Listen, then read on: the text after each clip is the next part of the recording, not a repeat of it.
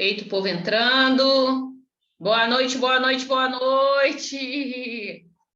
Que bom ter vocês aqui. Boa noite, Irlane Fonseca. Boa noite, a nossa professora Cíntia Tanuri. É um prazer ter você aqui. Estou enviando os links aqui. E eu já vou botar aqui para a Cíntia estar entrando e eu estar conduzindo aqui no link, colocando as pessoas para dentro, que hoje é mais uma viagem eletrizante, que hoje é mais um dia que o Senhor preparou para estarmos aqui prontos para aprender com essa mulher que eu digo que ela faz a costura perfeita. Quando são dons dados pelo Senhor, a costura sai com perfeição. Vem para cá, Tanuri, não canso de te agradecer, que o Papai do Céu te abençoe, que essa aula seja mais que abençoada, como todas as outras. A sala é sua! Vem para cá! Amém! Anfitriã mais linda! Gente, é muito bom esse acolhimento da Mônica, né? Então, muito boa noite, graça e paz a todos. Que alegria a gente estar aqui juntos de novo, nessa viagem eletrizante que segue.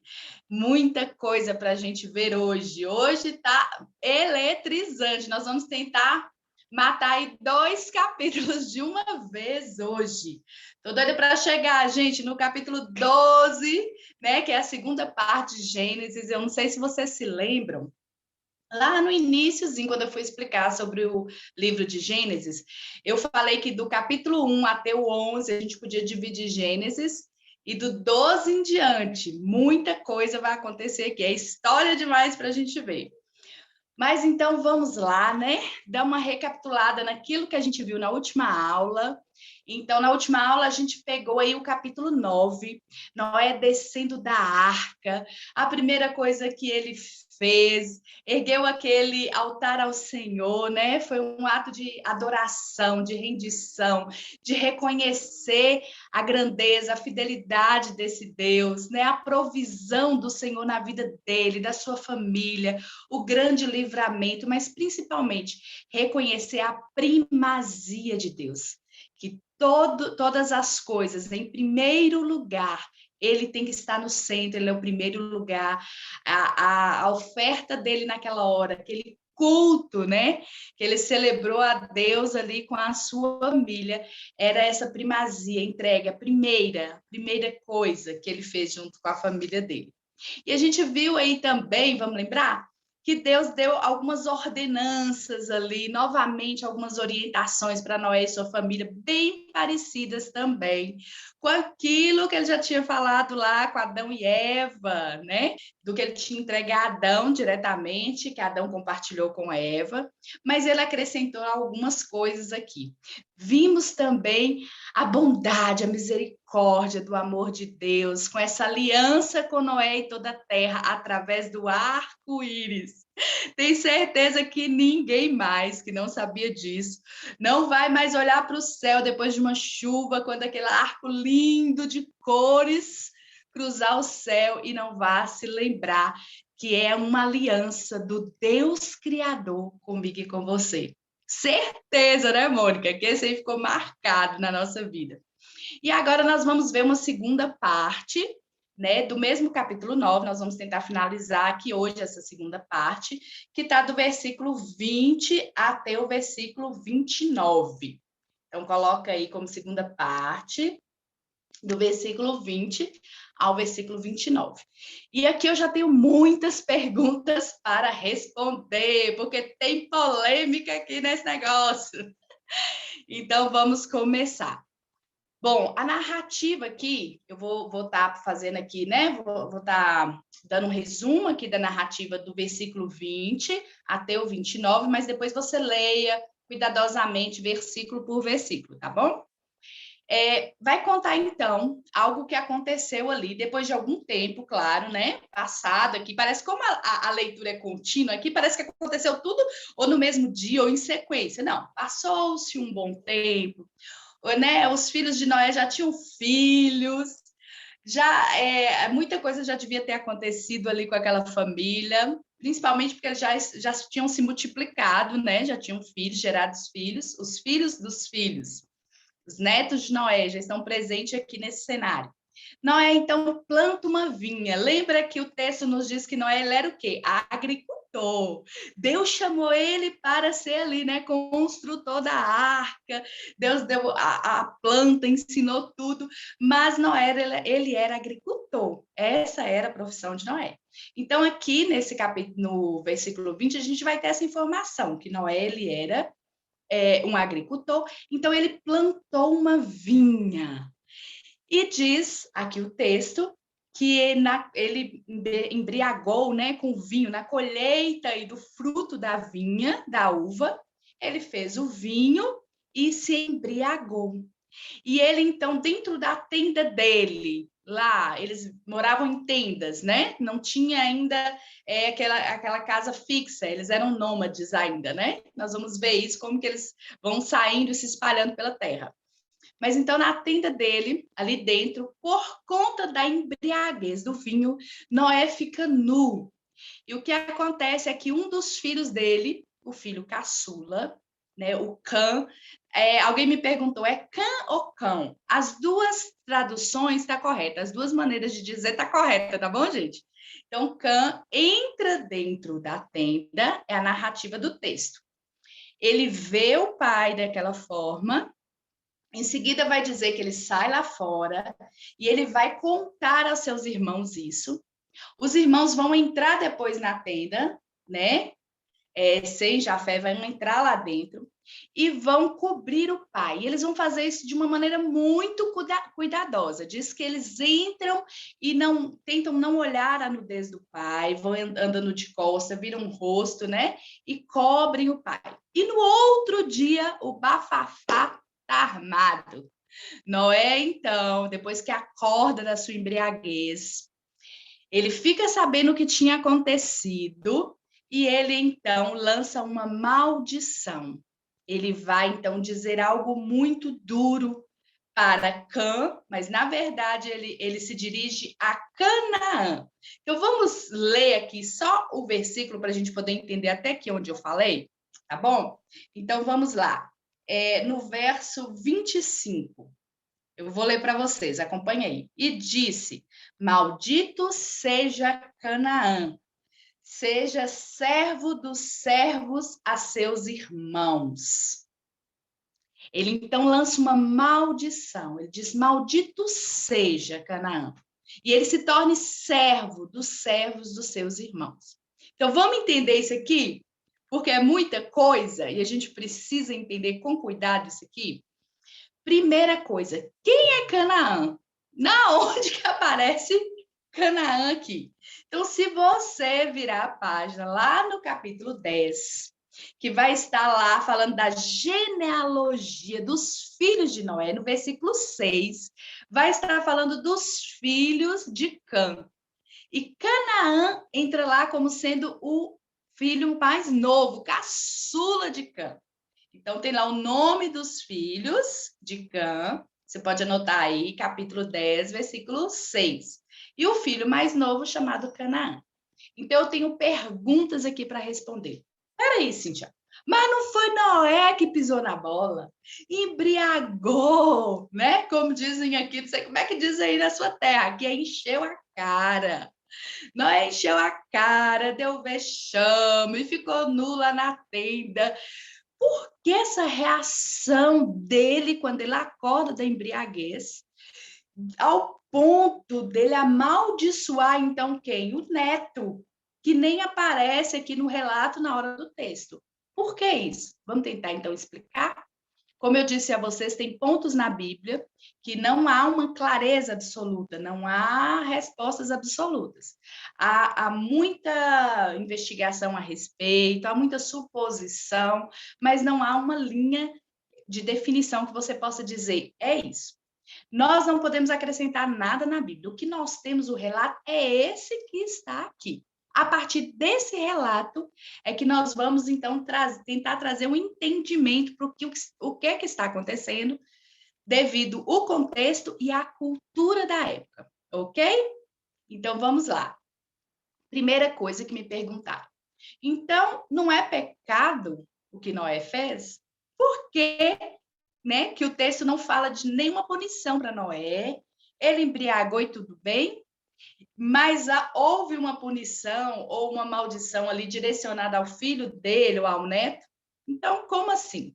Não, embriaguez sim é pecado. Então, a gente pode ver isso em vários versículos da Bíblia, mas eu separei alguns aqui para a gente pensar a respeito. Queria que você anotasse o primeiro aí, que está em Efésios 5:18.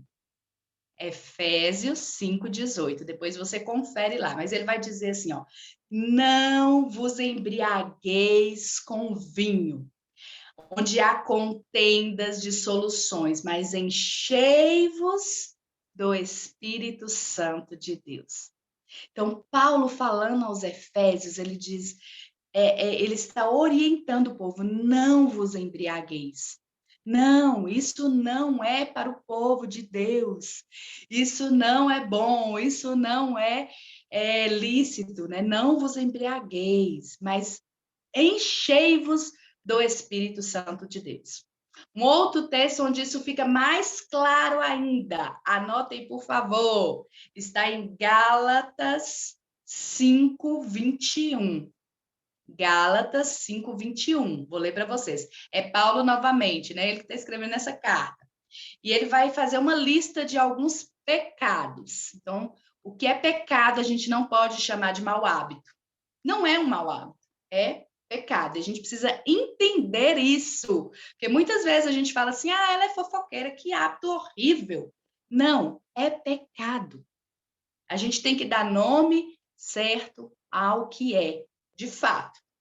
Então, ali em Gálatas 5:21, Paulo vai estar vai estar citando algumas coisas, ele vai dizer: invejas, homicídio, embriaguez, orgias e coisas semelhantes a estas, advirto, como antes eu já adverti vocês, que os que praticam essas coisas não herdarão o reino de Deus. Olha que palavra forte.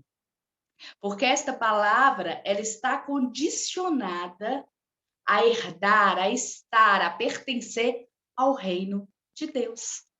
Então, ele está dizendo, está fora. E é uma palavra aqui que eu quero que você entenda para me explicar a questão de Noé. Ele diz, os tais que praticam, a prática, algo que você está dentro da sua conduta, é uma prática sua. Por exemplo, eu sei que nesse tempo a Mônica tem praticado aí a caminhada, não é, Mônica? A Mônica está caminhando, mais ou menos. Estava tentando, hein? Mas a prática de algo, né, que alguém faz continuamente. Então, ele está dizendo, os tais que praticam isso não herdarão o reino de Deus. No caso de Noé, vamos lembrar quem é Noé? O próprio Deus nos apresenta Noé. E ele diz lá, né, no capítulo 6, que nós estudamos, lá em 6, versículo 9, vou pegar só o versículo 9, onde diz, esta é a história de Noé. Noé era um homem íntegro, justo, e andava com Deus. Então, o que aconteceu aí, Cíntia? Alguém me perguntou. Não é injusto isso? Noé enche a cara, embriaga. E aí, o texto não fala nada, Deus não fala nada a respeito disso? Noé não tinha a prática da embriaguez. Noé, como eu e você, estava sujeito a erro, a quedas, como todos os personagens bíblicos. A Bíblia nunca colocou tampando o sol com a peneira, como a gente diz aqui em Minas, né? Nunca tentou fazer isso. Aquele que Deus chama do amigo dele, Davi, né? Um homem segundo o coração dele, Abraão, um amigo, Davi, um homem segundo o coração. Todos, Paulo, Pedro, todos os grandes homens, personagens, inspiradores, homens nessa nossa natureza carnal, como vai dizer de Elias, eu gosto muito, né, de um destaque dele no livro de Tiago, que é feito ao personagem Elias, que diz, um homem sujeito às mesmas paixões que nós, aos mesmos erros, aos mesmos tropeços, enganos e falha.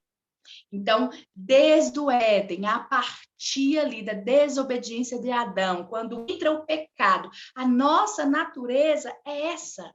A própria palavra diz que a nossa inclinação é má. A nossa carne sempre vai buscar aquilo que dá prazer a ela. E nesse caso aqui, Noé, ele é este homem íntegro que andou com Deus, sim, mas um homem sujeito às mesmas falhas que eu e você. Ele não vivia na embriaguez. Ele não era um homem que andava bêbado o tempo inteiro. Naquele momento, certamente, eu imagino aqui, né, Mônica? A gente só pode imaginar, comemorando a colheita dele ali, ele então passa um pouco do ponto, como a gente diz, e fica embriagado. Mas note que no texto, ele estava dentro da tenda dele, né? Ele estava nu, mas ele estava ali num lugar reservado, era dentro da tenda dele. Por isso os irmãos não estavam sabendo o que estava acontecendo ali fora. A gente não sabe, o texto não diz por quê que Cã entra na tenda do pai.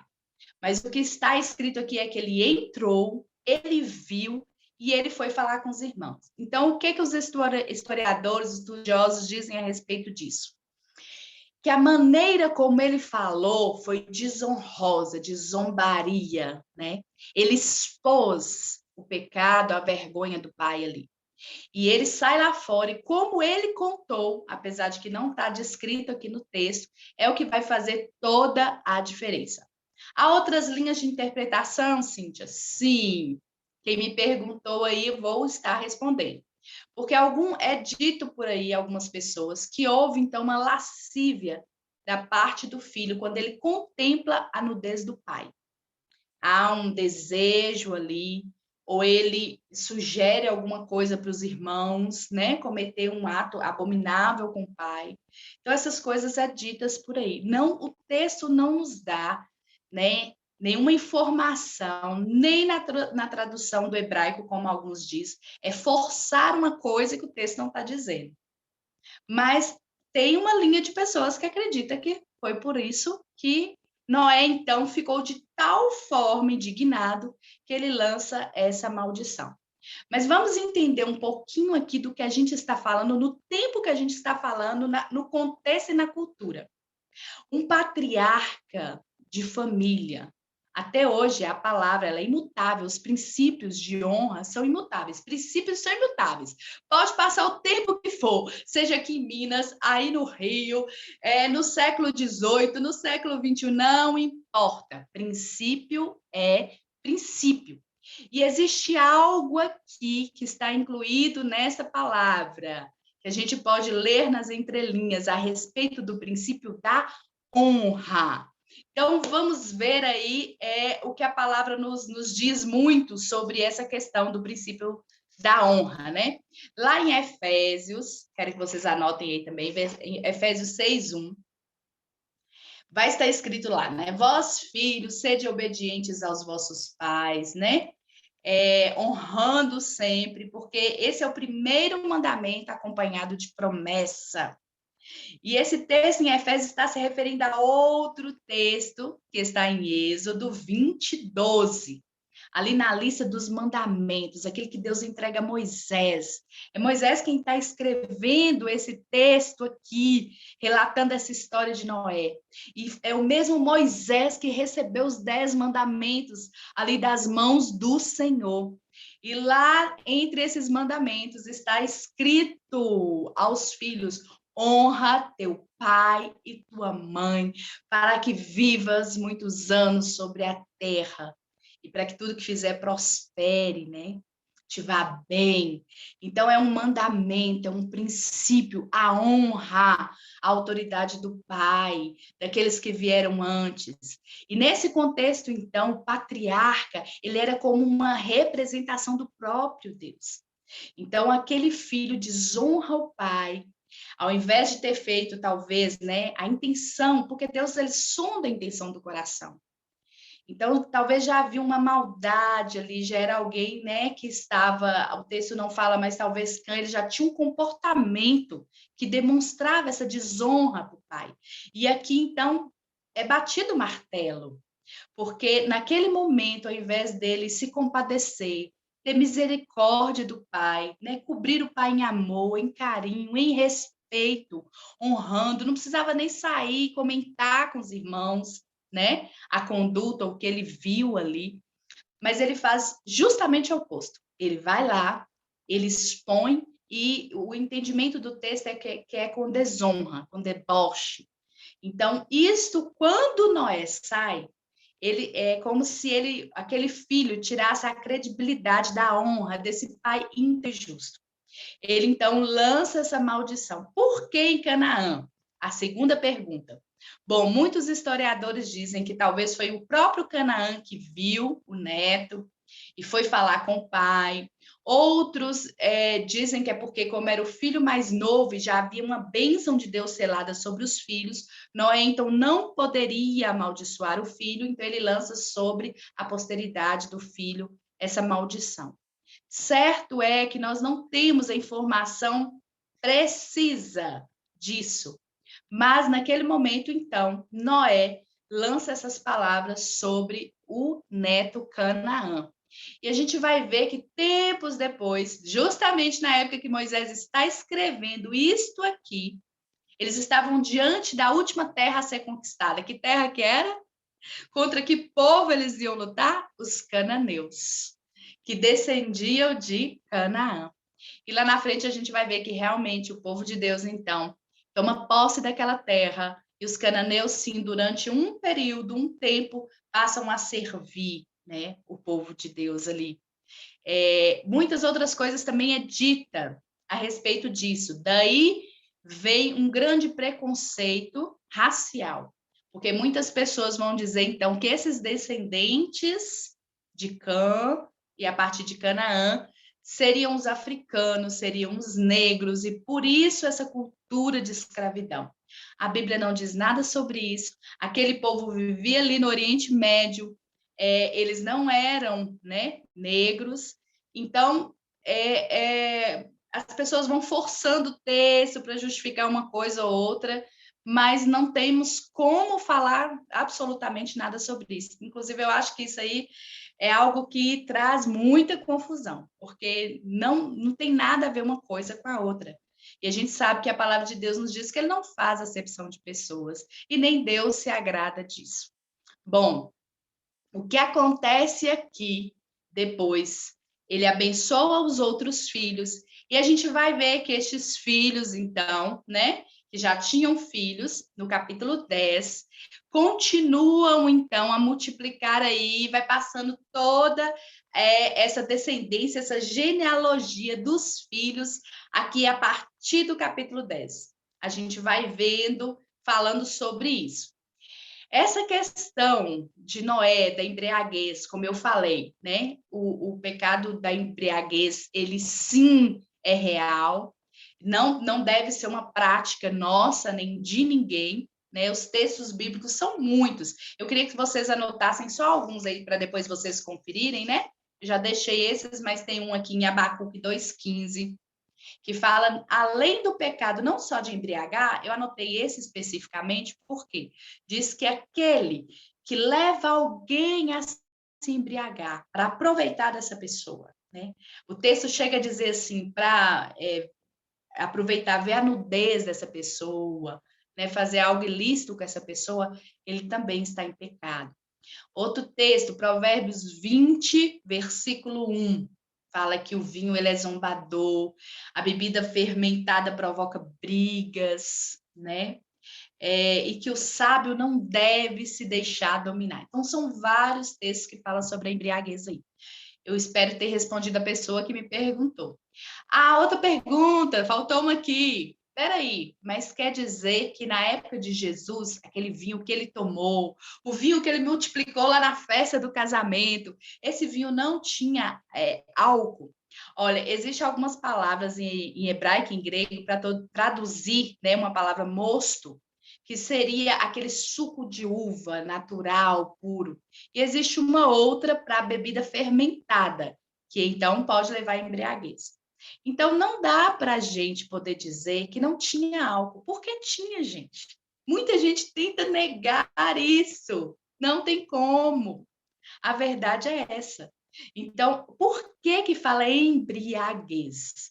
Porque eles tinham consumo do vinho, sim. O problema estava quando havia a embriaguez, aquilo tomava conta da mente, né? E a pessoa então passava. Por isso que sempre está ligado, olha, briga, contenda, né? Dissolução e outras coisas perversas por conta da bebida. Quando é que isso acontece? Quando há pessoas embriagadas, que não estão no domínio de si mesmas. Isso é uma realidade? É. A gente vê isso acontecer? Claro, não é novidade para ninguém. Onde há embriaguez pode acontecer isso e muito mais, né? Nós temos visto aí no trânsito quantas atrocidades, porque pessoas embriagadas pegam o volante, vidas são ceifadas e muitas outras coisas piores do que uma briga e uma discussão. A embriaguez hoje é considerada como uma doença, né? Ela é catalogada dessa forma. E, além disso, a palavra ainda coloca nesse quadro de pecado, porque isso impede realmente aquela pessoa de estar, então, com a mente dela, né? Como mente de Cristo à disposição do Espírito. Aquela pessoa, então, fica vulnerável também para outros espíritos.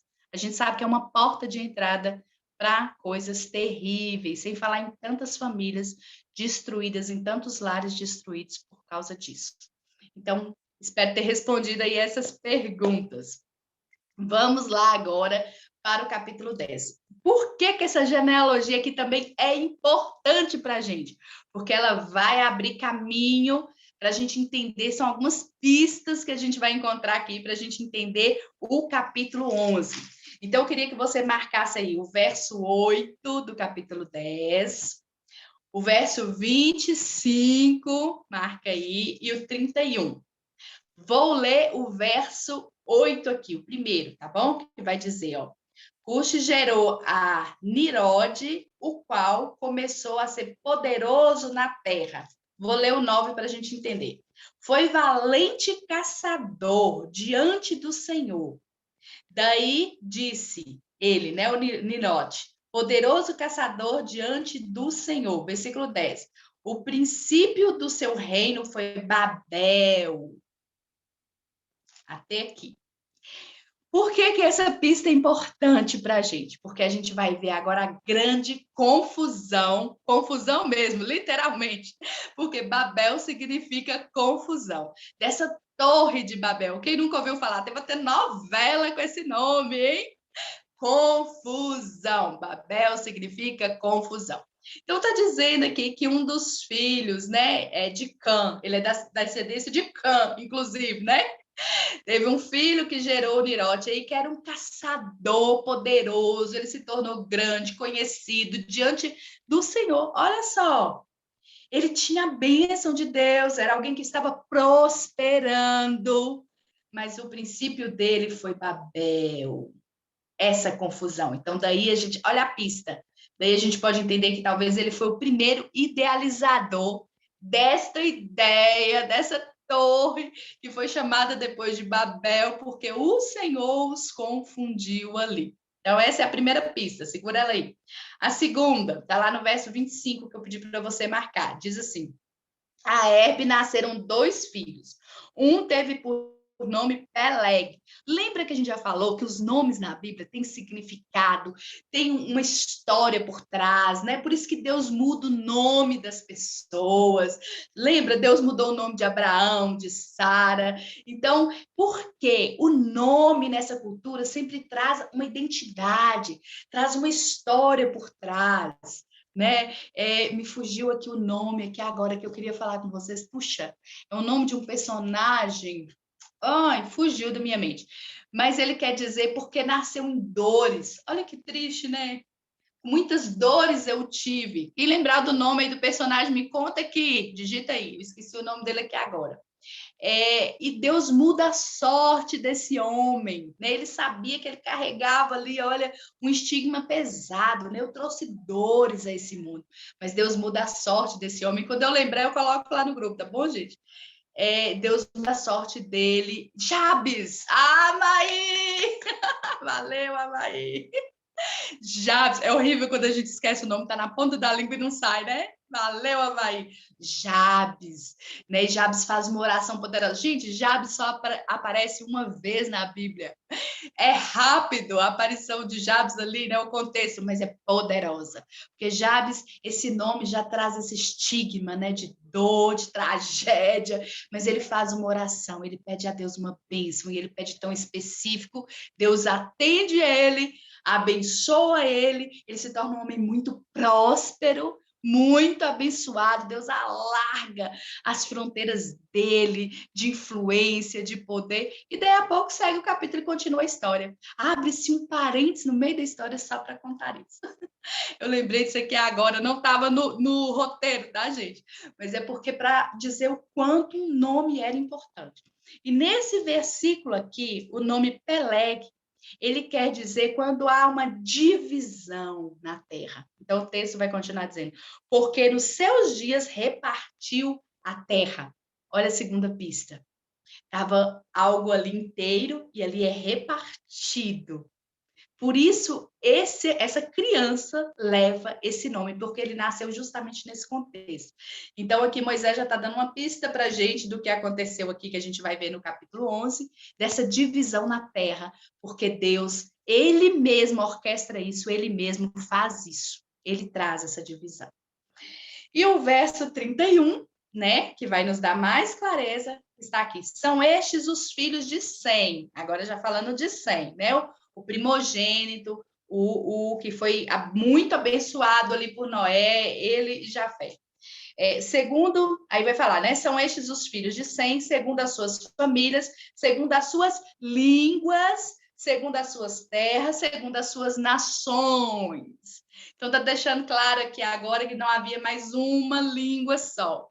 Então, o que a gente vai entender aqui? Isso aqui é só um pano de fundo para a gente entrar agora no capítulo 11. O capítulo 11 está aí como título, né? A Torre de Babel.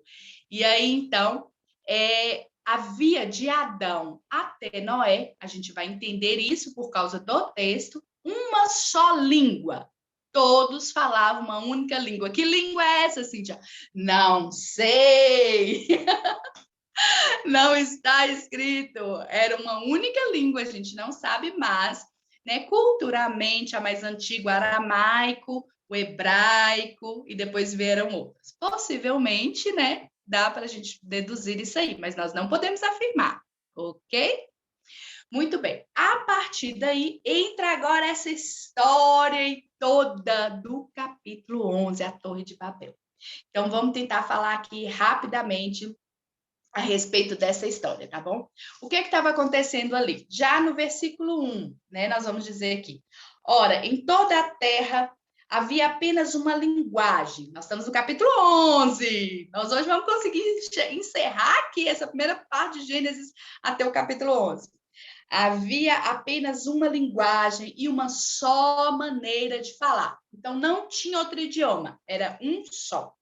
Sucedeu o quê? A partir deles, do Oriente, né, deram com uma planície, eles eram nômades, eles andaram e acharam uma planície, um lugar bacana de viver. Estava ali entre o rio Tigre e Eufrates, uma terra muito fértil, abundante de água. E tipo, eles chegaram lá e falaram, este é o lugar, é aqui que nós vamos ficar. Uma terra produtiva, com muita água, né? Uma planície maravilhosa. E aí eles disseram uns aos outros, vinde ou venham, façamos tijolos queimados para servir como se fosse pedra e betume como se fosse a argamassa. Versículo 4. Então, venham e vamos edificar para nós uma cidade, uma torre cujo topo chega até o céu, chega até tocar o céu. E faremos um grande nome, poderoso, seremos famosos sobre a terra e não seremos, então, espalhados por ela.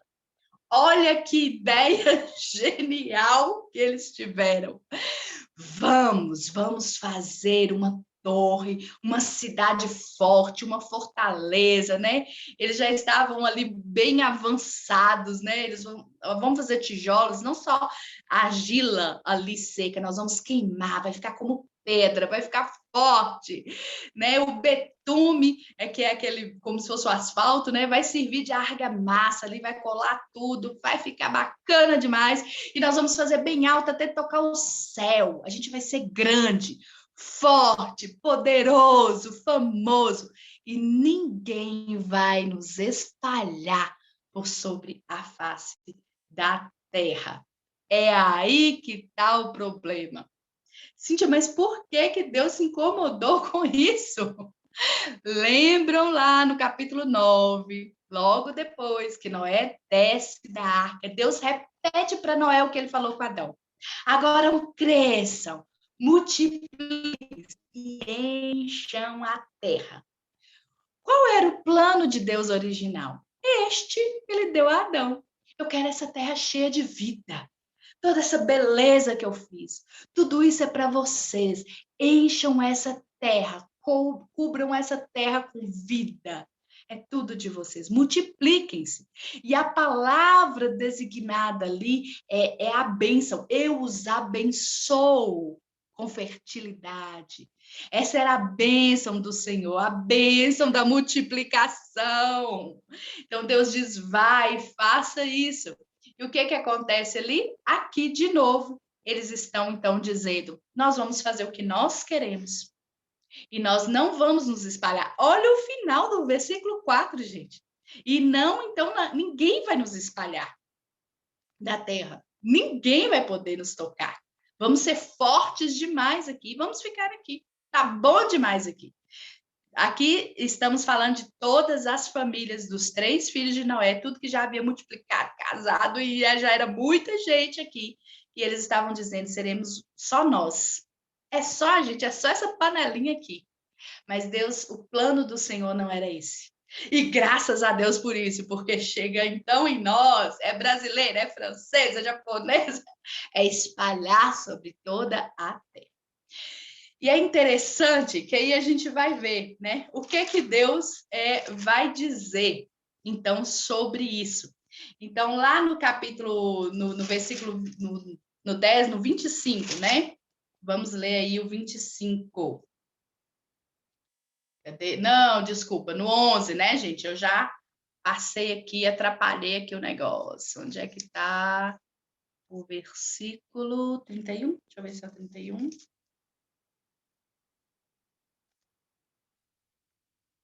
Só um minuto que eu perdi o versículo aqui, gente. Isso, desculpa, versículo 7. Achei. 31 já é outra história aqui. No 11, versículo 7.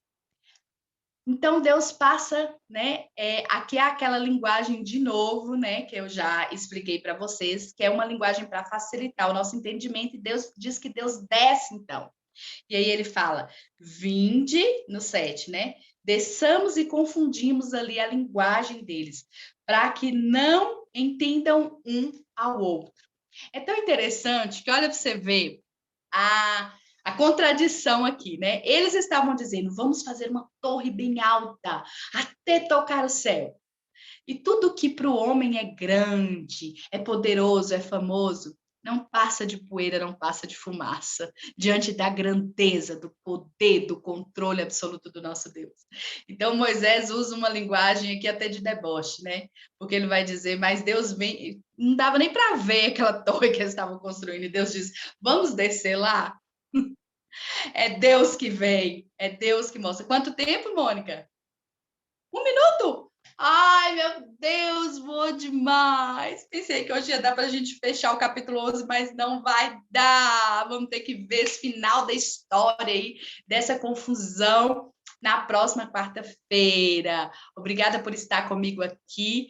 Graças, né, ao nosso Deus que nos permitiu estar aqui. E vamos entender mais na próxima quarta-feira como é quando Deus chega e faz a vontade dele se cumprir.